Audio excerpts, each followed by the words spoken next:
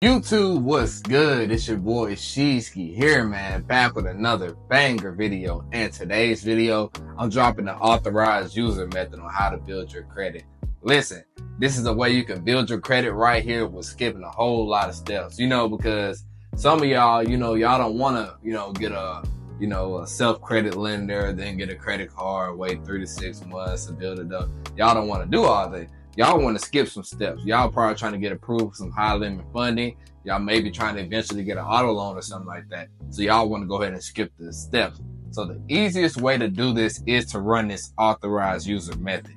And to run this method, what you need a friend, family member, or something like that. And they have to have a high limit card already. I was actually going to run this play with my buddy, but I ended up just going the traditional route and building mine up. But this play actually works. Like, it's proven it works. So what you do is you find a friend or family member, somebody that has a high limit card, and you just be like, hey, can you add me on your card as an authorized user? If they add you on the card as an authorized user, it's going to report on your credit score as well. As long as they have good spending habits with that, it's going to benefit you. Now, if they're the type of person that, spends too much on their credit card, you might need to pick a different person. But they're actually one that's on top of their credit and everything and knows exactly, how to use credit to build it. Yeah, tell them to put that, add you on there. And then, if y'all can't handle the card, because I'm pretty sure you'll have some people that'll be skeptical about it. Like, say, for example, you ask a family member to add you to like a $20,000 credit card. They probably be like, nah, I ain't gonna do that. Just be like, I don't even need the card. I just need you to spend it how you normally do it. Don't spend over 30% of the card and all that, and just let it report on my report.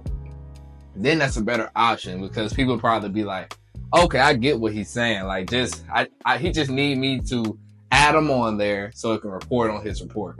And that's, like I said, that's the method you run. You do that, and like, bro, 3 to 6 months later, you can come back and get your own high limit credit card, because it still reports to the trade line. It doesn't report like no authorized user thing. It just reports like a regular credit card does. So think about that.